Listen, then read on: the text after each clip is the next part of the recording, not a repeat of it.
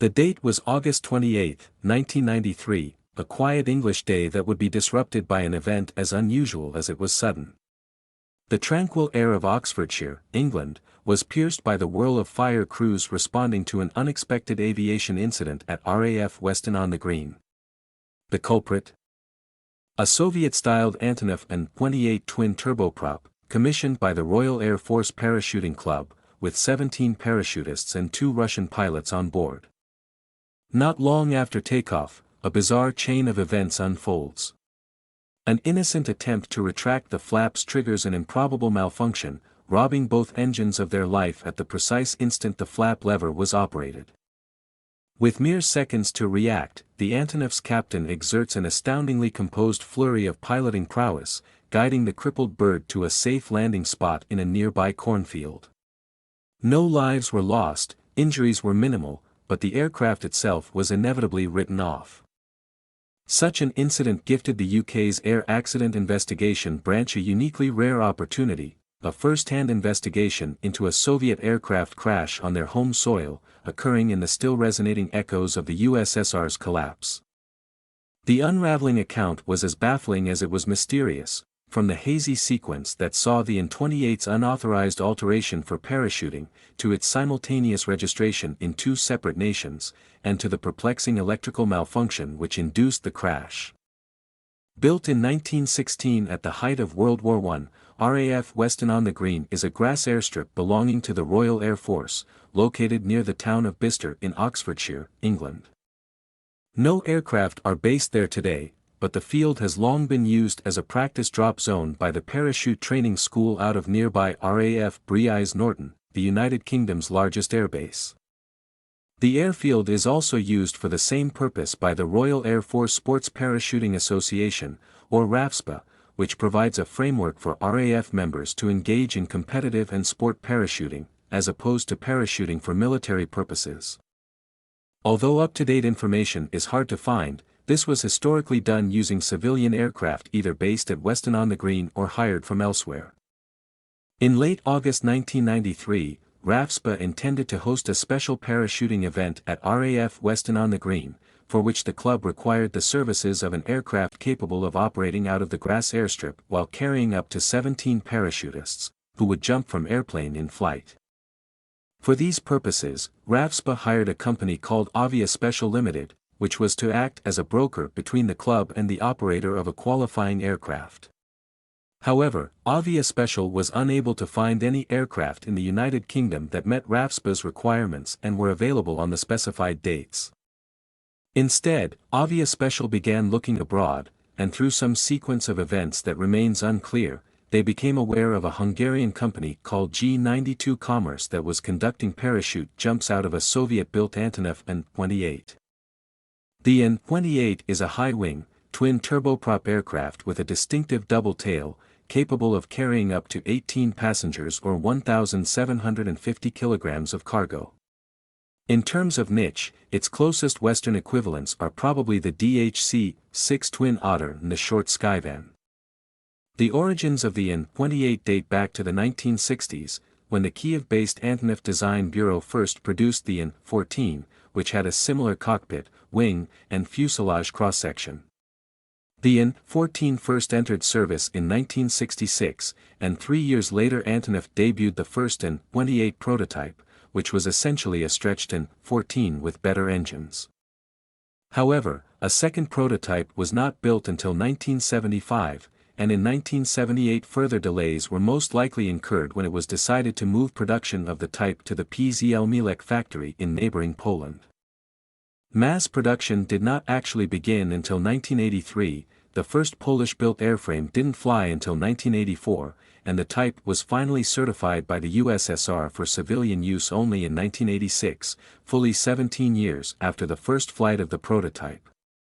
Just under 200 airframes were built before the USSR collapsed 5 years later. The particular An-28 that would become the star of this story was built in 1988 with the registration CCCP 28778, and was immediately transferred to the Petrozavodsk branch of the Leningrad Board of Civil Aviation, itself a branch of the Soviet state aviation company Aeroflot. It's not possible to track everything it was used for between 1988 and 1993, but it apparently saw a wide variety of applications.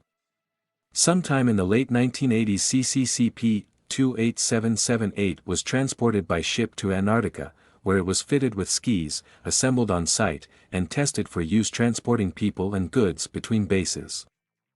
Information about this endeavor is hard to find, but indications are that the An-28 proved unsuitable for the Antarctic environment, possibly due to its lack of range, and it was shipped back. Following the collapse of the USSR in 1991, there is a period of uncertainty as to the ownership of the plane. The accident report states that the certificate of registration continued to list the Leningrad Board of Civil Aviation as the sole owner through the time of the accident in 1993. But this obviously can't be true because this entity was dissolved in 1992. Records available online indicate that it was briefly in the possession of Arkhangelsk Airlines, which later became Aeroflot Nord, now known as SmartAvia. However, the only change to its official registration document occurred when someone crossed out the CCCP identifier and hand-wrote RA for Russia instead. In actuality, in May 1993 the aircraft was subleased with crew to a Budapest-based company called G92 Commerce, which in turn had an agreement with the Hungarian Aeronautical Association in which the latter would act as the operator. The aircraft was then re-registered in Hungary with the registration HA-LAJ, but the Russian authorities were never informed and the aircraft remained on their books as RA-28778, rendering the subsequent Hungarian registration technically invalid. Sometime after HA-LAJ's registration in Hungary, Avia Special contacted G92 Commerce to arrange for the use of the aircraft between August 27 and September 6 for the RAF's parachuting event at Weston-on-the-Green. By then the aircraft had already been modified for parachuting, by folding the passenger seats against the walls and removing the rear access doors. This pair of doors was normally used for ground boarding and opened in a clamshell format, but on HA-LAJ they had been physically removed from the airplane to facilitate the parachutists' mid-air disembarkation. Subsequently, on August 27 the aircraft departed Budapest under the command of two Russian pilots who were presumably employed by the aircraft's Russian owner. In the left seat was 40-year-old Captain Sergei Suskin, who had about 9,400 flying hours including 1,200 on the An-28. I was not able to find the name of the first officer, but he was 26 years old and had 2,310 total hours, including 510 on type. After stopping for fuel in Maastricht, Netherlands, HA-LAJ landed in Maidenhead, UK for a customs inspection, then flew onward to Weston-on-the-Green, arriving at around 15:30 that afternoon. The parachuting event itself got underway at 8:30 the following morning, when HA-LAJ took off from the grass field with its first load of parachutists. The seating arrangement was ad hoc, as the parachutists sat on the floor of the cabin with no particular restraint.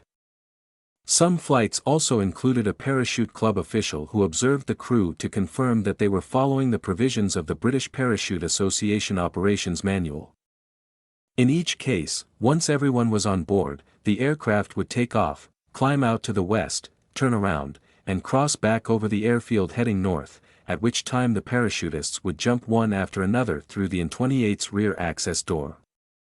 The aircraft would then come back around and land on the same runway from which it took off, with a total airborne time of only about 15 minutes. 12 such flights, each carrying up to 17 parachutists, proceeded beautifully.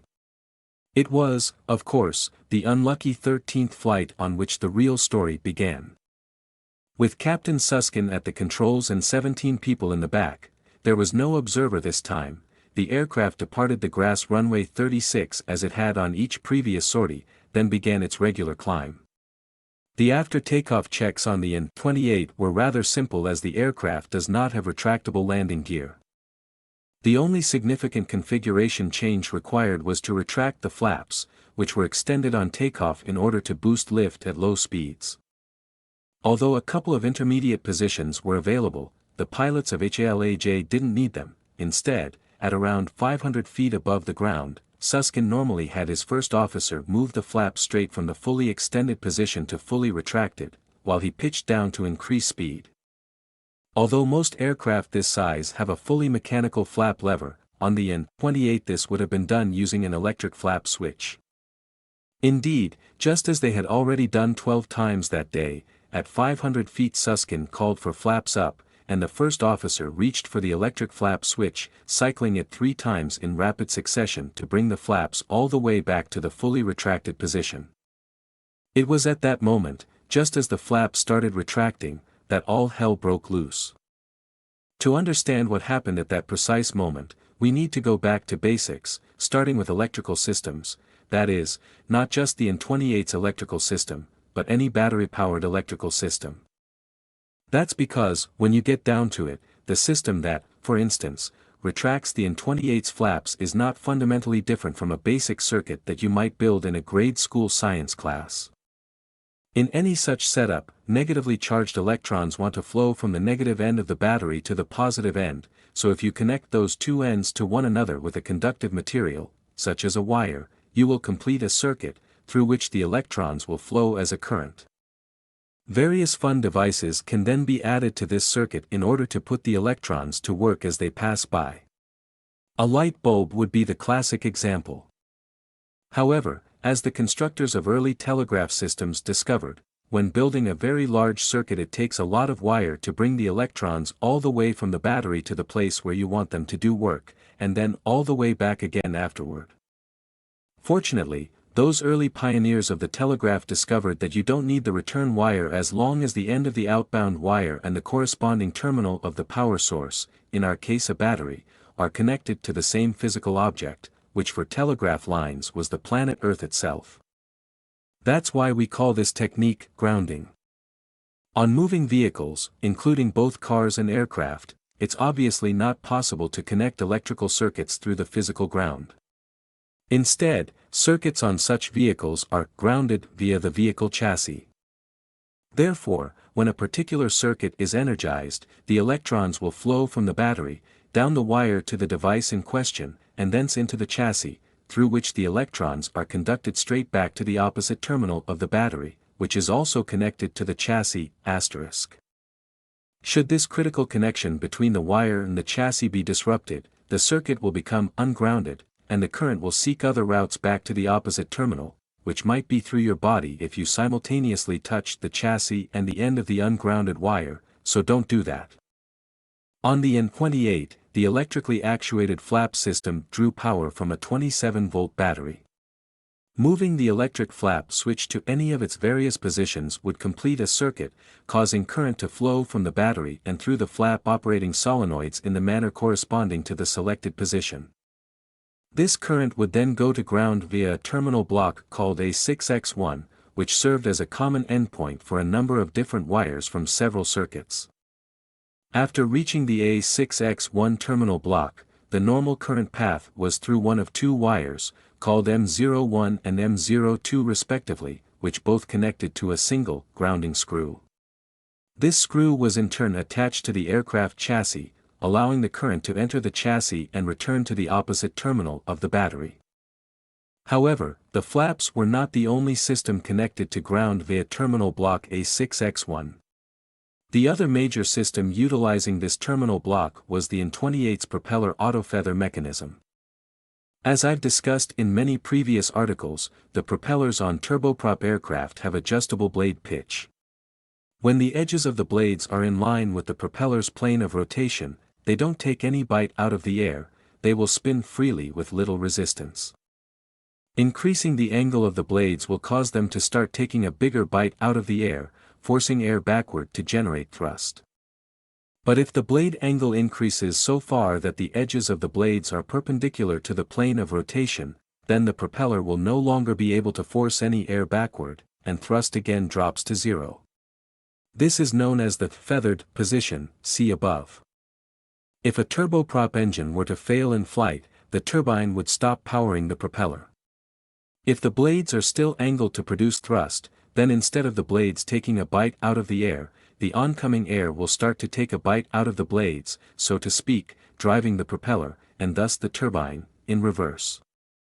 This causes a lot of drag that negatively affects performance, so in order to prevent this from happening, turboprop aircraft are equipped with an auto-feather system that automatically rotates the blades to the feathered position in the event of an engine failure. This can also be done by the pilots using a cockpit switch, should the need arise. Once the blades are feathered, the oncoming airflow will no longer be able to get enough leverage to drive the propeller, eliminating the excess drag. On the An-28, the auto-feather system could be activated by closing one or both of two switches, designated 7S19 and 7S20, respectively, one for each propeller. Henceforth, I'll be calling these the feathering switches. The switches each had two terminals, a permanently non-energized terminal that was normally closed, i.e. making contact, and a normally open terminal, which if it were to close would energize the feathering circuits. These switches controlled power to the feathering circuits regardless of whether the feathering command was automatic or manual. Should either of these circuits be completed, power would flow from the battery, through the activated switches, and down a wire to the 7K6 feathering relays, which transmitted the feather command to the blade pitch actuation system. After that, the current went to ground in one of two separate locations, one for each of the two identical circuits, depicted above. However, when the feathering circuits are not energized, which is essentially all of the time, the normally closed ends of both feathering switches are connected via wires to the A6X1 terminal block, and thence to ground via that terminal block's grounding screw, described previously. These wires should never under any circumstances be energized, because when the feathering system is operational the current will bypass them, and when it is not, there should be no current present. So why was it necessary to ground the normally closed side of the switches, even though there wasn't supposed to be any current in the circuit when this side of the switch was closed? The answer, as far as I can tell, is that it's simply good practice to ground any exposed conductor. If the normally closed side of the switch was left connected to nothing, it could serve as an entry point for electromagnetic interference, potentially resulting in uncommanded feathering of one or more propellers. You can think of that exposed conductor like a lightning rod sticking out into space, inviting random energy sources to induce a current into the feathering circuit. Grounding the normally closed side of the switch was therefore a prudent move. As for where to ground it, the A6X1 terminal block was probably chosen just because it was nearby. All of this may be complicated to visualize, but hopefully the attached diagrams are helping. Studying them carefully should make it much easier to understand the failure that was about to occur. Now, with all this in mind, can you guess where this system had a potential single point of failure? If you guessed the grounding screw on terminal block A6X1, then congratulations, you're better at this than whoever designed the An-28's electrical system. The grounding screw was, in fact, simply a screw, and like any screw mounted in a high-vibration environment, it was capable of loosening over time. And the looser it got, the less effectively it contacted the chassis. In fact, if the screw was loose enough, then the resistance between the screw and the chassis would become so great that this would no longer represent the optimal current path. Electrical resistance is the opposite of conductance. The higher an object's resistance, the harder it is to push a current through that object. The Wikipedia page on resistance and conductivity has a great metaphor for this, which I will shamelessly steal. If you have a water pipe with water flowing through it at a given rate, then that pipe becomes partially blocked with hair. A higher water pressure is required to maintain the same flow rate. Extrapolating further, if another path for the water exists that has a more favorable pressure-to-flow rate ratio, then the majority of the water will start going that way instead. Electricity is much the same way. The electrons will flow down all available paths at a rate inversely proportional to their relative resistance. So, if the grounding screw on the A6X1 terminal block were to pull out of the chassis, then there would be an air gap between the screw and the chassis, which has a high resistance. Furthermore, if that resistance is high enough, then the majority of the current might start flowing down a path with lower resistance instead. Now imagine that the flap operation circuit is energized with the grounding screw no longer connected to the chassis. What's the path of least resistance back to the battery now? What other path to ground exists? In fact, with the grounding screw pulled out sufficiently far, the main current will flow from the flap circuit into terminal block A6X1, then, skipping the screw entirely, up the feathering circuit grounding wires, across the normally closed side of the feathering switches, through the feather circuit wiring, past the 7K6 feathering relays, and out through the normal grounding points for the feathering circuits. This path is depicted above. If the resistance between the screw and the chassis was sufficiently high, then enough current could flow down each feathering circuit to activate both 7K6 feathering relays, causing both propellers to feather simultaneously.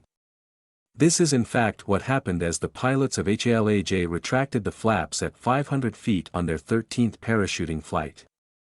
As soon as the feathering relays were energized, a command was sent to the blade pitch controllers to feather the propellers and hold them there.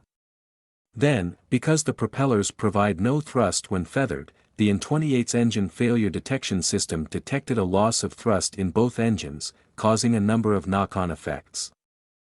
The An-28 has a fairly sophisticated engine failure detection system that automatically shuts off fuel to the engine when a large discrepancy is detected between the power lever position and certain engine operating parameters. Furthermore, because a failed engine on the An-28 tends to produce a large and sudden yawing moment, the system also automatically deploys the outboard wing spoiler on the opposite side from the engine failure, in order to ensure that drag on both sides is as close to equal as possible. This makes the plane easier to control with one engine inoperative. However, in this case, when the engine failure detection system registered the loss of thrust in both engines, it not only cut fuel to each engine but also deployed the outboard spoilers on both wings, because the left engine failure triggered the right spoiler, while the right engine failure triggered the left spoiler. This was consistent with the system's operating logic but was nevertheless completely unnecessary, because deploying both spoilers simultaneously just increased drag on the airplane while providing no controllability benefits. The pilots of HA-LAJ had no idea that any of this was about to occur. Instead, it felt almost like the flap switch had suddenly turned into a "crash airplane" button. At the same instant that the flaps were retracted, both propellers feathered, fuel was cut to both engines, and both spoilers deployed, causing a catastrophic loss of both thrust and lift. The plane began to decelerate rapidly, forcing Captain Susskind to push the aircraft into a dive in order to maintain airspeed. If he tried to reduce their descent rate, it was certain that they would lose speed and stall, leading to a devastating crash. But the other outcome didn't look rosy either. They obviously didn't have enough height to return to the airfield, but the terrain was littered with obstacles like trees, ditches, and roads. With only seconds to act, Susskind and his first officer made a snap decision to turn to the right and land in a field of recently harvested corn stubble. There was no time for a brace call, but the parachutists didn't need one. It was obvious that they were going down, and all they could do was hang on for dear life, since the plane didn't have seat belts. Moments later, HA-LAJ touched down hard in the cornfield, with a considerable descent rate, a slight right bank, and a nose-high attitude with a forward airspeed of 92 knots. The landing gear swiftly collapsed, causing both wings to fold downward and strike the ground, but within just a few seconds the plane slid to a stop on its belly, otherwise intact. When the plane came to a halt, the 19 passengers and crew discovered that despite the lack of restraints, everyone had survived the crash landing, and in fact no one was even seriously injured. Furthermore, no fire broke out, and egress was trivial because of the removed rear doors. By the time the pilots had shut down the plane's remaining systems, all the passengers were already off the airplane with no need for an evacuation call. Subsequently, the first officer was the last person off, exiting through the cockpit window after stopping to disconnect the battery. Emergency services arrived shortly thereafter, but there was little for them to attend to. Because the crash was minor and occurred over a bank holiday weekend, Britain's Air Accidents Investigation Branch didn't begin an investigation until 3 days later. Nevertheless, when the investigation did get underway, it resulted in a number of fascinating findings.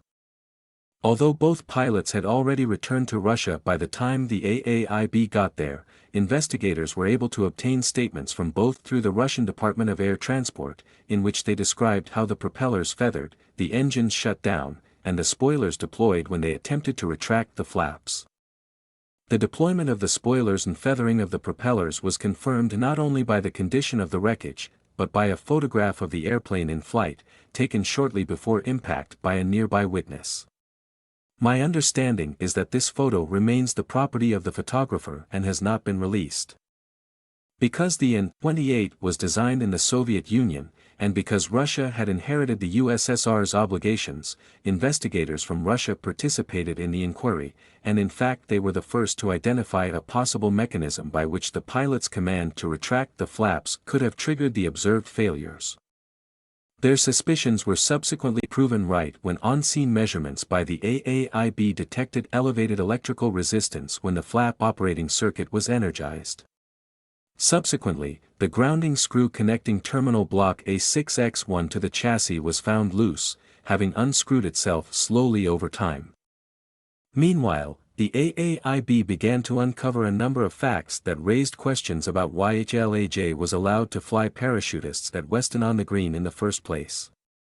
One glaring issue was brought to light by representatives of the Antonov Aircraft Company, namely, that the An-28 was never intended for parachuting operations, was not approved for that purpose, and was never tested or certified to fly with the rear clamshell doors removed.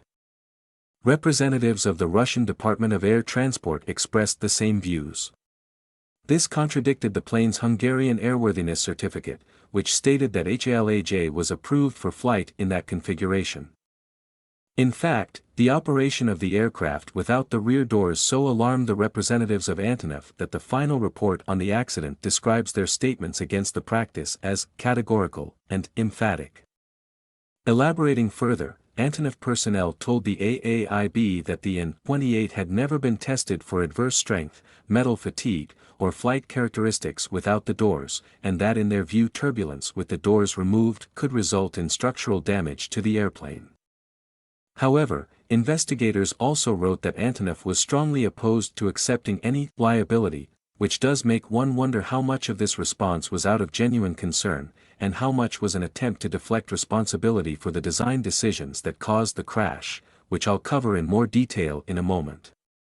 Another issue that came up was of course the registration of the airplane in two different countries simultaneously. This lapse was accidental, but investigators noted that had Hungarian authorities informed their Russian counterparts of the new registration, as was their obligation, then they would have been required to provide information about the aircraft to the Russian Department of Air Transport. Since this agency was apparently aware that the aircraft was not approved for parachuting operations, it's possible that they might have brought the discrepancy to the Hungarians' attention had this required step been completed.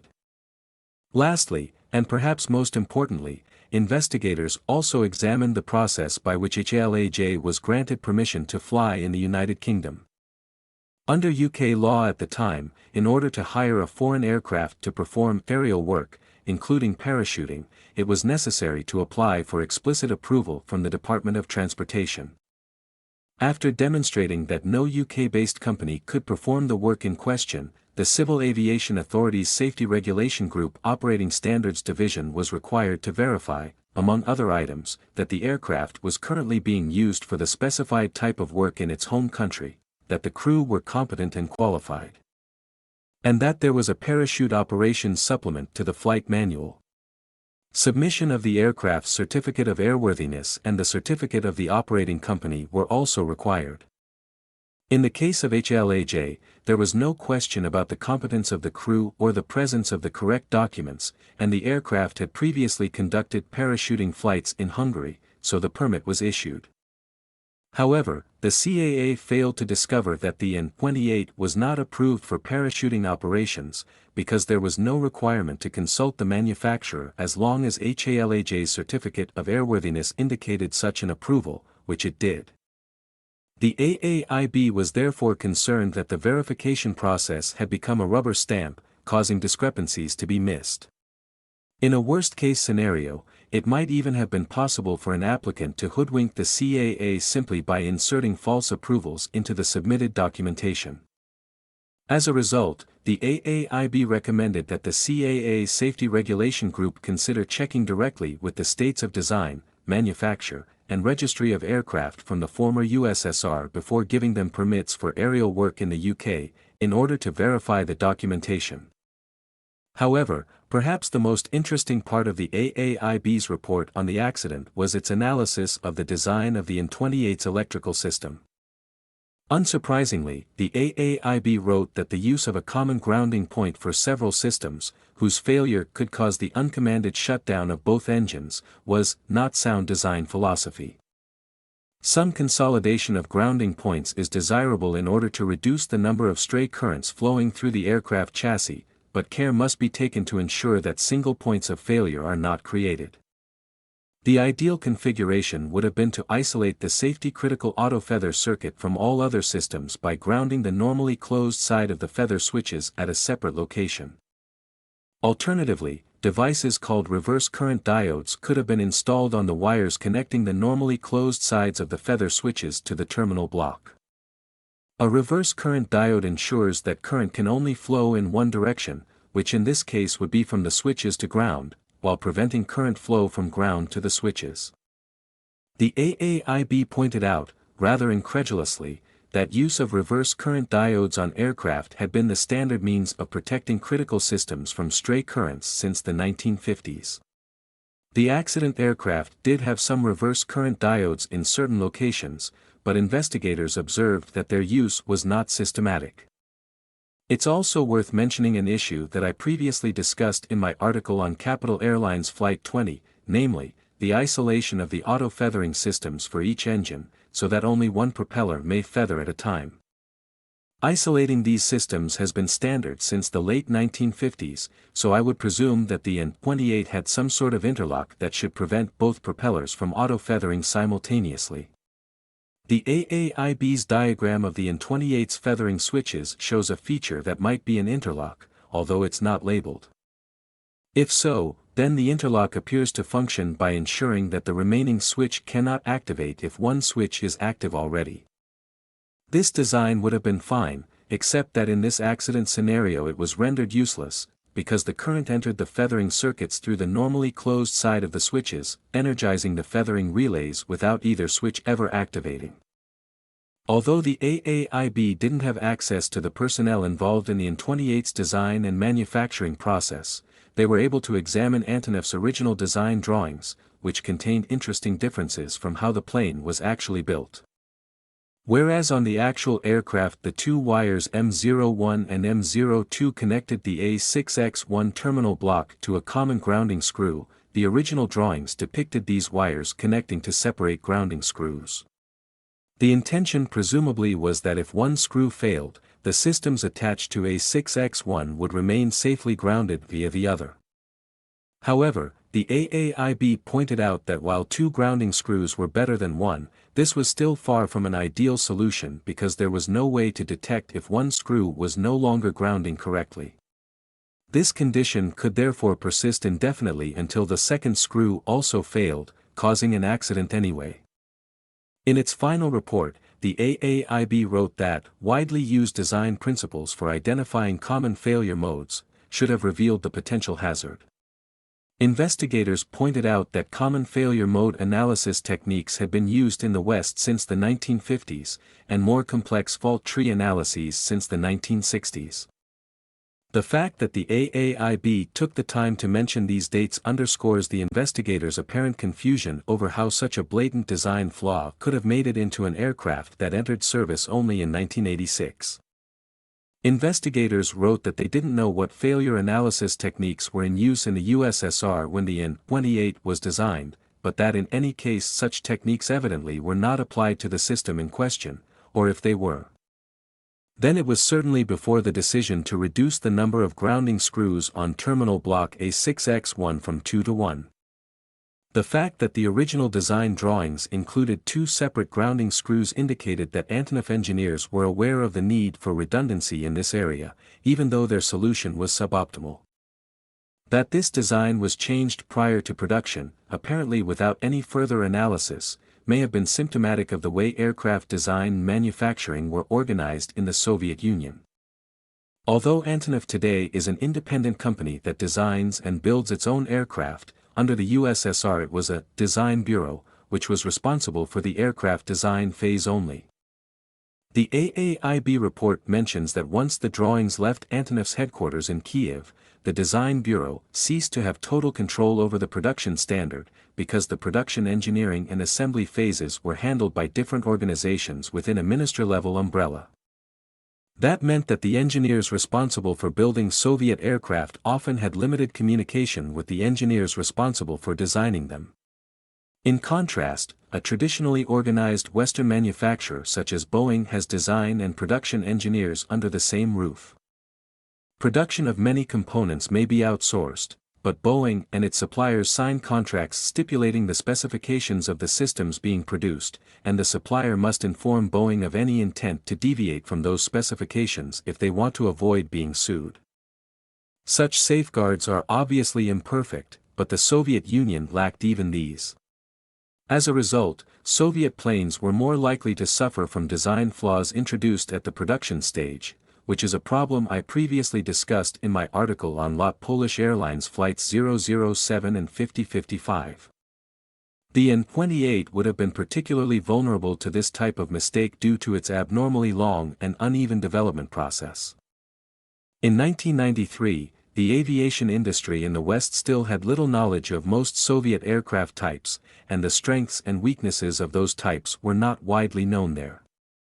An An-28 from Hungary could not have been hired to perform work in the UK before about 1990, and neither the CAA nor the intended users knew much, if anything, about the circumstances under which it was built. Despite this, the CAA could allow such an aircraft into the UK to perform work with UK nationals on board without any particular scrutiny, because Hungary, the state of registration, Poland, the state of manufacture, and the USSR, the state of design, were all members of the International Civil Aviation Organization and were expected to uphold that organization's minimum safety standards. Today, some countries such as the United States are able to audit the extent to which each other country is adhering to ICAO standards, but in 1993 this type of auditing was a very new concept and it doesn't seem that the UK was doing it. The AAIB wrote that the An-28 as built did not meet ICAO standards requiring that aircraft be designed to minimize the probability of inadvertent operation of systems affecting flight controls and power plants. It was unclear to the investigators whether or how Antonov addressed these ICAO standards during the design process. And yet the UK CAA was required to trust that these standards were met without any direct verification. Such oversight would only be provided if the aircraft were leased to a company with a UK Air Operator Certificate, which HA-LAJ was not. As a result, the AAIB recommended that the UK CAA develop an increased awareness of the aircraft design and manufacturing philosophies which have been, and are being used in the former Soviet socialist republics. The story of the An-28 did eventually reach something like a happy ending. Starting in 1993, the PZL-Mielec aircraft plant in Poland began producing license-built An-28s with updated avionics and Canadian-made Pratt & Whitney PT-6A engines, intended to meet Western safety and performance standards. Redesignated as the PZL-M28 Skytruck, the revamped model sold more examples than the original and was still in production as recently as 2019. The Skytruck found plenty of users outside the traditional markets for Eastern Bloc aircraft, including, interestingly enough, in the U.S. military. In 2012, the United States Air Force purchased around 10 M28 Skytrucks, which were given the military designation C-145A Combat Coyote. A brief Air Force Times article on their introduction made no mention of the plane's Soviet pedigree, but it did quote Colonel J.D. Clem of the Air Force Special Operations Command, who said, "The Skytruck is simply to haul people around. There is nothing really cosmic about it at all." The C-145A served in the U.S. Air Force for 10 years, until the last example was retired in 2022. An article posted on the Air Force Reserve Personnel website at the time quoted Master SGT Bobby Barton of the 919th Special Operations Group, which operated the type. "There weren't many other aircraft in the Air Force like this one," he said. It really stood out from the crowd. But this article didn't acknowledge where the design came from either. In fact, I was not able to find any that did. As for the crash of HA-LAJ, its significance was limited at the time and has only lessened since. It was, at the end of the day, a small crash involving a small plane in an out-of-the-way location from which everyone walked away. I only found out about it because it was listed in the recently published reports section of a different AAIB accident report from around the same time.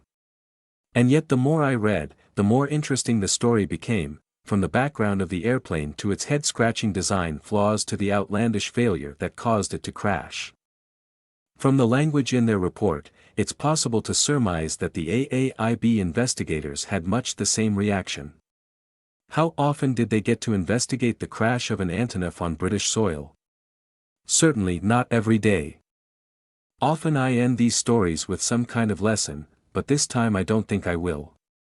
Don't design a plane with a single point of failure that causes both engines to fail when you retract the flaps is probably too obvious.